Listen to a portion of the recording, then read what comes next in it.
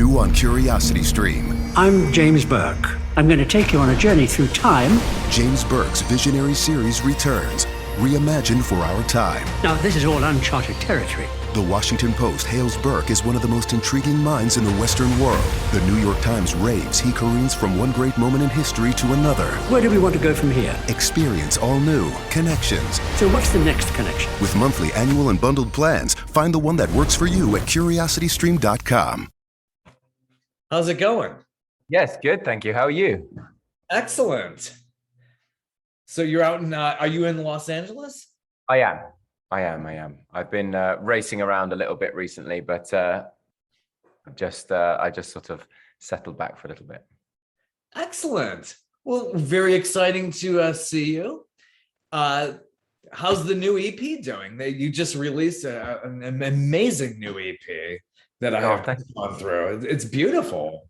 Oh, thank you so much. Yeah, it's been a really kind of curious set of new feelings and new reactions from me, even having been a sort of person who's involved in the creative arts for 20 years, and seeing the release of various projects that I've worked on and the reactions to them, but I have to say there's nothing quite like the release of your own songs that you've written. It's a bit like letting go of your own child's hand in a public place. I think it's just your, they're probably not coming back, and you just hope that they're sort of looked after. I don't know, maybe that's a very strange analogy, I don't know, but it definitely feels like, letting go of something of yours rather than sort of pushing something and I think when I've been involved in TV shows and films and things, I'm concerned with the reaction. I really want people to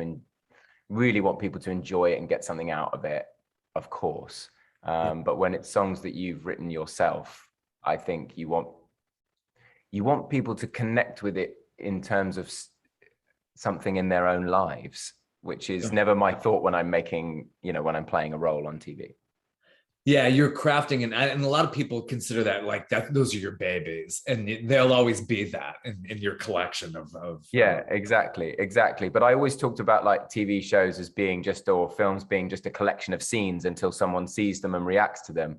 I don't feel quite that way about songs. I think songs can be full songs before they're reacted to. Do you know what I mean? They're complete things.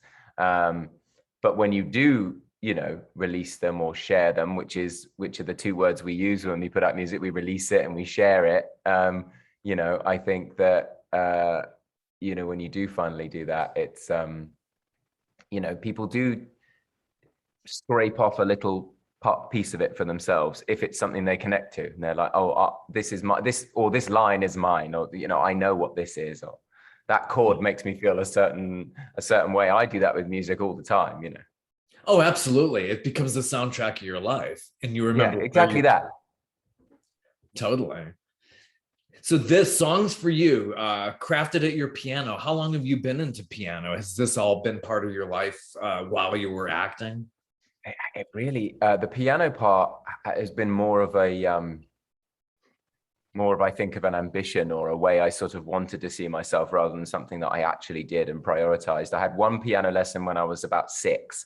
And the teacher was so horrible and sort of shamed me at the end of the lesson that I didn't know anything, that I never went back. And it is such a huge regret because I think if I'd been playing for the last 30 something years, my facility with it, my language, the way I was able to tell stories with it would be amazing, I think. But sadly, I sort of didn't touch it until my mid-30s.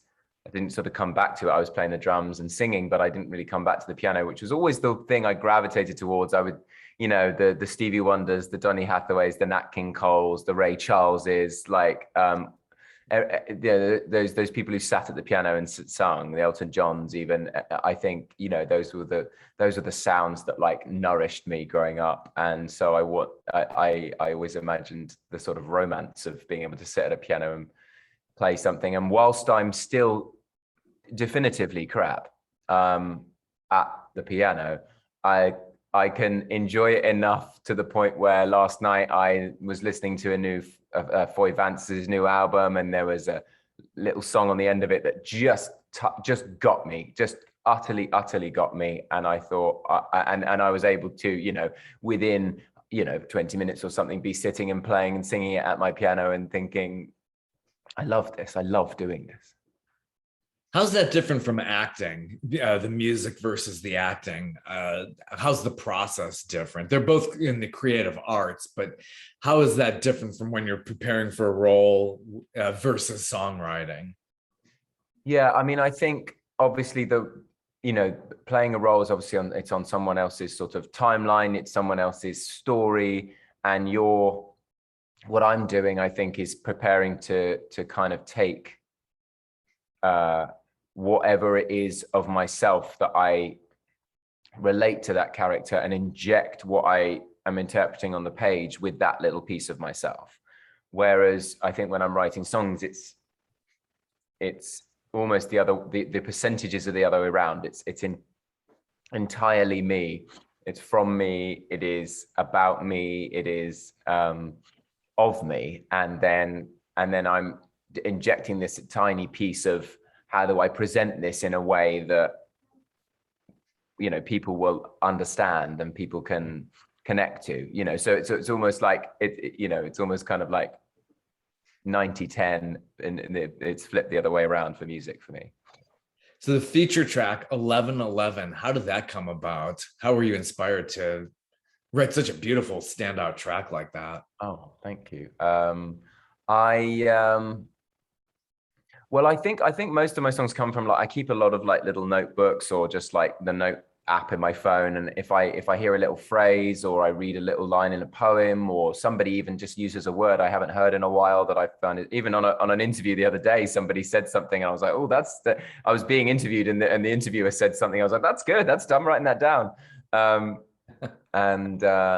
So I think sometimes those little feelings or reactions can build into what is essentially a poem for me. And sometimes I use those in my own life for buoying people who are down, or for celebrating something, or just maybe a 2-line rhyme in a birthday card or something. My dad used to do it at on Christmas Day all the time. He writes a poem about the year, and it was always very honest and celebrating the good things, and maybe, you know, commenting or commiserating on the things that were difficult. And I always loved that. And so that's what I try and do with my songs, I think. And I think 1111, I'm not exactly sure. It didn't start with the detail of the 1111. That was a sort of just I love songs that are about something and then have little details. And 1111 being that sort of like mirror Make-A-Wish number was more of a detail in that song. But it really captured an example of, you know, making, you know, this kind of sacrificial kind of unwavering kind of love, where even if you can't be in the relationship that you're imagining, that doesn't stop you from having the power to do the loving from your end. And I hadn't really heard a love song that was about that, and it felt new and different to me. And then you know, it was just it even actually came out of conversations with people who were struggling, you know, and saying, well, you know, what do you want to be? And they were just, well, I just want to feel free, and I just don't want to feel fear anymore. I want a chance to be happy. And I was like, huh, nice. Those 3 things. And then I was like, oh, 3 things, 3 wishes. Genies give 3 wishes. And it just kind of took on this like slightly, you know, that aspect to it. Yeah, it's got this jazzy piano, and it sounds like, yeah, Queen inspired guitar work in there too. Yeah, definitely. Yeah, Jesse Siebenberg and John Alagia, who were the producers, they're responsible for the Queen guitars for sure. I think I talk about Queen, so I mean, yeah. Oh, beautiful. For the record, listeners, I'm holding up my Freddie Mercury coffee mug. Yeah, I talk about him so much. I think they added that in as a little treat for me. But I think any music you make is always going to be informed and sprinkled with influence of everything you've ever loved. And so I was like, well, Motown horns, I love all that. And then the jazzy piano, that sort of, that Nat King Cole kind of piano I just love it. It's in the second verse. It has that very jazzy Nat King Cole vibe. Charles Jones, my piano player, who is the most incredible musician and singer, sounds like Donny Hathaway, is amazing. And he, and I was like, so I'm just sitting there conducting. I write the chords and the lyrics, and I play the song, and I go, okay, genius people, make this sing for me, and I was like, can you sprinkle some sort of jazzier stuff on the second verse? And then they do it. And I wish I could do it, but I'm so lucky to have all the people help me that did. That's what a great producer is for, is to make you feel comfortable while you're recording, and then really getting in there with the mix and just putting all these wonderful layers on it. I love the Penny Lane inspired horns. That's my God. And that was a very specific thing. I said, I don't know what I want from the horns, but on the line where it says, come with trumpets, pipe and drum, I said, I need a fanfare. I don't know how. I think it's Penny Lane vibe. And then, it sort of came back from our brilliant horn arranger, Lee Thornburg, with this on this like piccolo trumpet and piccolo. They play it together. And I was just like, this is so good. And then I loved sitting in the mix with John and saying, can we have a bit more? Can you just turn that fanfare up? He was like, well, it's a sort of at a good level. I was like, please turn it up. I love it. I want the bits that I love to be loud. And he was like, okay, let's do it. And when I listen to it, I'm happy that the backing vocals or the organ or whatever are that little bit louder than they might be on other songs, because they're the bits that I love, and I want people to hear the bits that I love.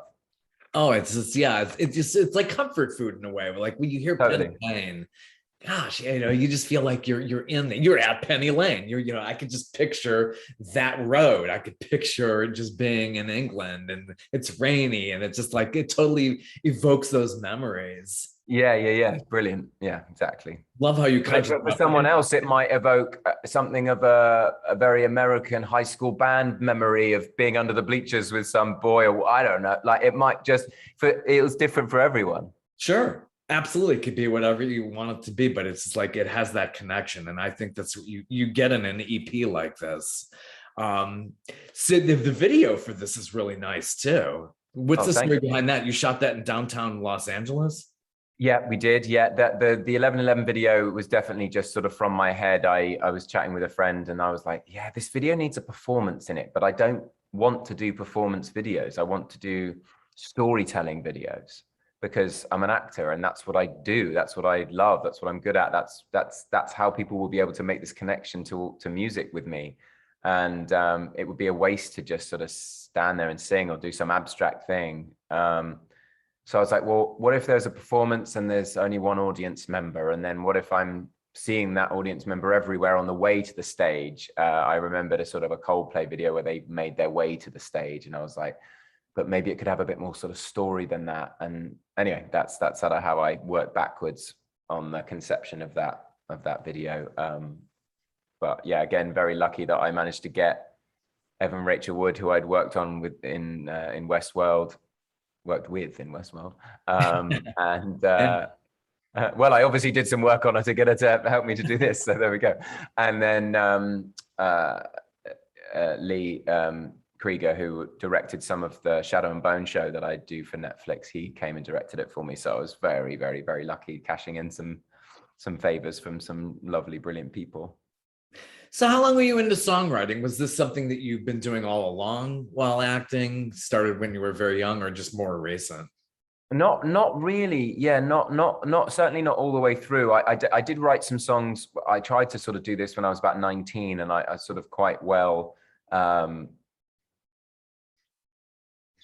quite often talked about it in other interviews and stuff, about how I sort of tried to do it over 20 years ago, and I was signed to Simon Fuller, and I was writing some songs and working with some producers in London and recording some jazz standards and stuff, and it just kind of slipped through my fingers a bit, and it didn't work out, and I thought maybe I didn't have the constitution for it, or I didn't know what my voice was or something. And I go back and listen to some of those songs, and they're actually not too bad. I definitely would steal a line from one or two if I needed it, but but then I sort of didn't for 15 years or something. I was just doing the acting and I was writing down little lyrical things, but I didn't sit and finish songs for a long time. And then came back to it, you know, in, I'd say the year or two before the... Selling your car to Carvana is as easy as... As easy as pie? Sure. All you have to do is enter your license plate or VIN. As easy as a stroll in the park. Okay, then just answer a few questions and you'll get a real offer in seconds. As easy as singing. Why not? Schedule a pickup or drop off and Carvana will pay you that amount right on the spot. As easy as playing guitar. Actually, I find that kind of difficult. But selling your car to Carvana is as easy as... Can be. Visit Carvana.com or download the app to get an instant offer today. During the pandemic, yeah. Or the pandemic, and then managed to finish. Actually, all the songs on the EP were finished during the pandemic. And they just sort of came together in the same way. And then they started to feel like they were all about the same thing, which was sort of this like hope in the face of, and romance in the face of, and love in the face of, and you know, familiarity and family in the face of whatever else this sort of the gray of the world, the in-betweens of the world offer you. And I was like, no, they all go together. They seem disparate, but they're not. Interesting. How did it all come together during the pandemic? You recorded yourself? Did you have yourself professionally recorded and you were just trading files and finally somebody like Jesse puts this all together? How did that all come together? So the first thing was voice notes at that piano, with just voice notes, and sending them round to some producers. And then eventually John and Jesse sort of bit and said, okay, let's do this. And then it was all done remotely. So I managed to get my drummer from a movie I did 15 years ago called Killing Bono. And I just hit it off with him, and he's brilliant. And he's actually Foy Vance's drummer, who's one of my favorite artists. And he's prolific. And I said, would you do this and record it at home in Ireland? And he was like, yes. And do you want Foy's bass player to play on it as well? Because we can do it together in the same room, because we're working together anyway. And I was like, okay, great. So that's that taken care of. And then I found my way to Charles Jones, the piano player in LA. And he and I managed to record just the two of us, you know, and it was a strange experience, sort of bemasked, and, you know, it's sort of with the windows open and all this strange thing. But I, you know, the piano was very much going to be the foundation layer. So I wanted it to be kind of how I wanted it to be. And then we sent those files to John and Jesse, and then we built it from there. And they put me in touch with Oliver Krauss, who did the strings. He recorded them himself. He recorded each instrument himself, and the same with Lee on the horns. And then they sort of sent them, and I had thoughts about it sometimes. So I said, you know, this is amazing. This is a bit strange in this section, or I want to take this out because it's too dense. And so then we had this lovely editing kind of mixing process, which I loved, where we kind of tailored it to what we wanted it to be. And then Jesse's a great guitarist, so he added some guitars. And that was really it. There wasn't a huge amount of other stuff. Hunter Elizabeth, my friend, who's just a phenomenal singer, threw on some backing vocals on a couple of tunes, just threw them on in 5 minutes because she can do that. But yeah, it was all done separately because you wanted to keep it all safe during the pandemic. And so it was all remote, and then we sort of stitched it together. How did you get in touch with Jesse Sieberberg, who's also produced huge names? I worked with Kesha, I believe, and a few other huge names. He worked with Lucas Nelson, and then John had worked with John Mayer and Herbie Hancock, and some of them. I got in touch with John. He actually sold me this piano when the recording studio in LA was breaking down through my friend Hunter, who is a phenomenal singer, but actually worked on the crew of Westworld. So it was all these little tangential links, but eventually sort of found my people for it. When you're shooting, I mean, we legendarily know that actors and people who work on movies have a lot of downtime. Like, you're in your trailer, you get inspired to just go into your notes and just start writing lyrics just to keep your mind going. It sort of depends what it is. I've been very lucky. I think the way the film industry is working in the last few years is that if you're at work, you tend to be doing it. And I'm lucky enough that when I'm at the point in my career where if I'm there, I'm involved, which I love. But some of the ensemble shows I do, they definitely get time off. So my new, my only kind of prerequisite for, going off somewhere across the world for 6 months is, can there be a piano in the in wherever I'm staying? Because if I have that time off, but I'm halfway across the world away from structure and people, then I want to be writing songs. So I'm trying to get like, just like, even if I just rent a rinky-tink old piano, but try and find a way to get something wherever I am. It's got to be the full piano. It just can't be like a keyboard. It's not the same, I would think. I've done it with a keyboard for a few weeks somewhere. I got a little one off of, I actually finished writing Rise Up on a little keyboard that was like about this long, which is why there's only about 4 chords in it.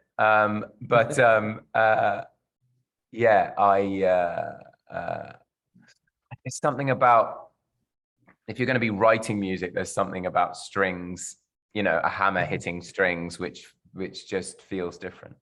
And the track Rise Up doesn't... I'm a rubbish piano player, but I'm a snob, apparently. That's it. Yeah, you can't accept anything less. But that track Rise Up, one of the 5 tracks, is just really, really nice and layered with strings and a beautiful slow intro.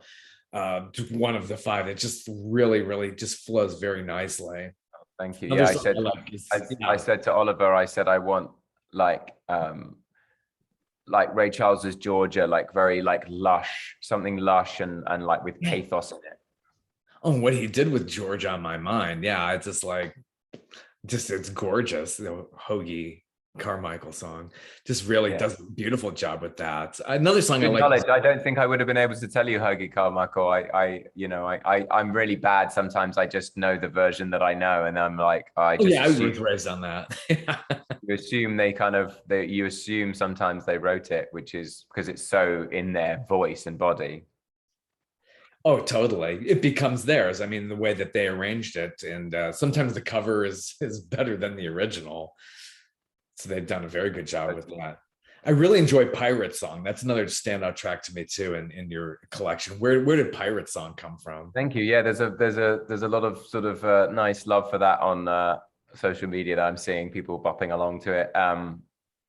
That was one of the songs. I think that was probably the song that I was sort of sat down. I was like, right, I want to write another song today, which I never really do. I sort of wait till something feels like it's got some life, and then I work on it, because I don't need to be doing it. I do it because I love it and I want to. And that was a song that was kind of like, sort of wanted to write a song about those sort of elusive people in your life that you're sort of drawn to, but you can't ever make them feel like real. And I think we all have those people. But the song was boring me, honestly. And I was like, it needs a metaphor for something. And I was watching stuff, and obviously I do a lot of fantasy shows and all of that stuff. And I was thinking about, pirates with a woman in every port. And I was thinking, just in the sort of way that the world is, you sort of automatically, I think now people start to sort of flip things, the perspective the other way. And I was, I think being around the young cast that I was working with on Shadow and Bone, always encouraging you to kind of automatically see things the other way around. I was like, okay, so what if it's this woman pirate and she's got a man in every port, and those are the men that are like pining for her to come back and can't quite get her because she's sailing on the seas and pretending to be dead. And I read about this real life pirate back from the dead Red who would fake her own death and sort of pull off various heists. And I thought this wonderful fire-headed kind of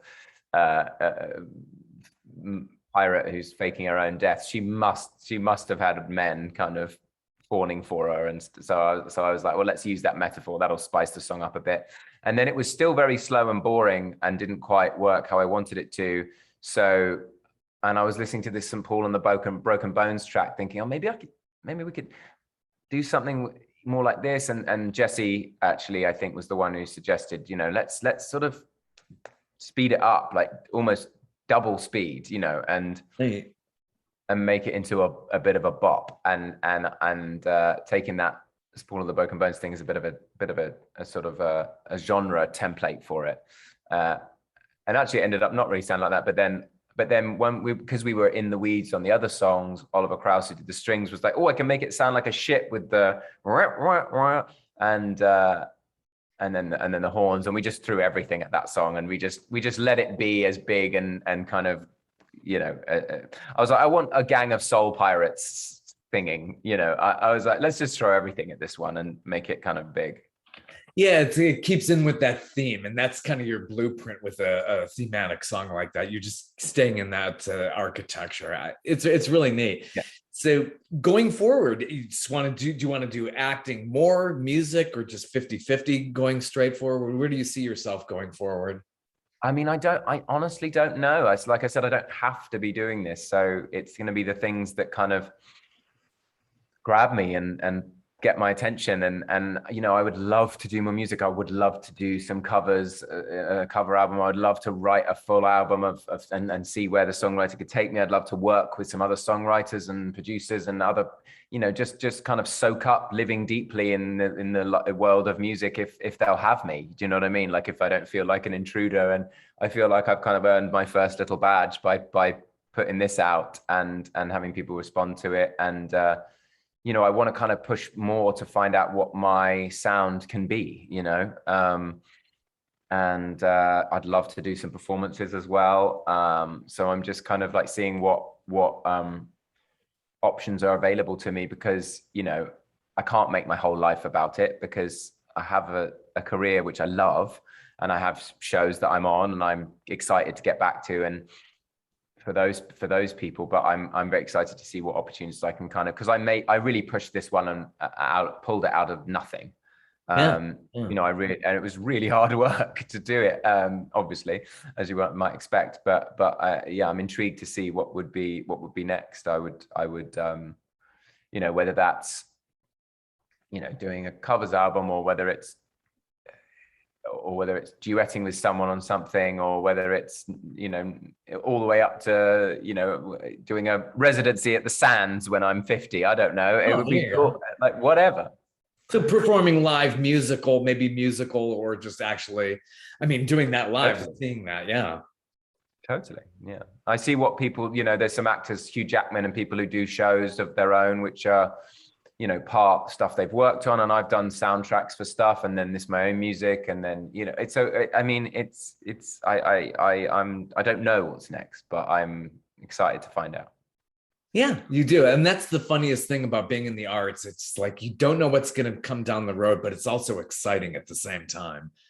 I really enjoy that. That's really cool. It's been great chatting with you. Yeah, thank you for having such specific music questions. That makes me really happy.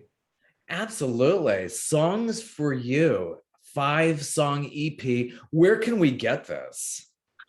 Well, it's everywhere. I'm assured it's on 150 sort of DSPs or whatever, but it's certainly on Spotify and Apple Music and all Amazon and all those places where you listen to stuff. So you can just go and stream it.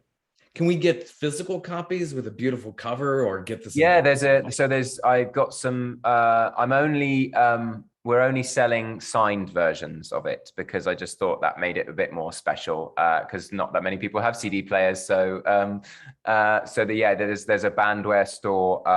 If you go to my Instagram at the link there, there's a store, or on Twitter, I'm sure you can find it, Facebook or whatever it is. I don't know how to use them. I don't know how to use them, but I'm sure you do. And so yeah, there's a sort of limited number of CDs, and then we're making some vinyls. But there's a weird worldwide shortage on vinyl, so they're not going to be around till the summer. But in the summer, I'm going to sign, I think, 1,000 of those or something, and then there'll be some vinyls as well, which is very exciting. I think I'm just doing that so I can have one, and if I don't sell the other 999, doesn't matter. Like, I just want one. I can frame it. Awesome. That is so cool. So will we see you back more on HBO in the future? And you're also on a Netflix program. There's 2 Netflix things at the moment. Yeah, I'm doing the Netflix show Shadow and Bone, which continuing with the 2nd season. And then I just finished a Guillermo del Toro horror thing for Netflix as well, called The Cabinet of Curiosities. So that'll be around at some point as well. Awesome. Best wishes for your career. Maybe one day we'll see you performing in arenas like Hugh Jackman. And that would be amazing. Cool. Thank you so much for stopping by, and hope Thanks, to see Bob. you soon. Take care. Cheers. Bye. Okay, round 2. Name something that's not boring. A laundry? Ooh, a book club. Computer solitaire, huh? Ah, sorry, we were looking for Chumba Casino.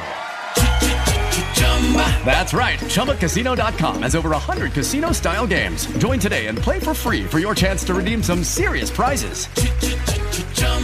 ChumbaCasino.com. No purchase necessary. Void where prohibited by law. 18+ terms and conditions apply. See website for details.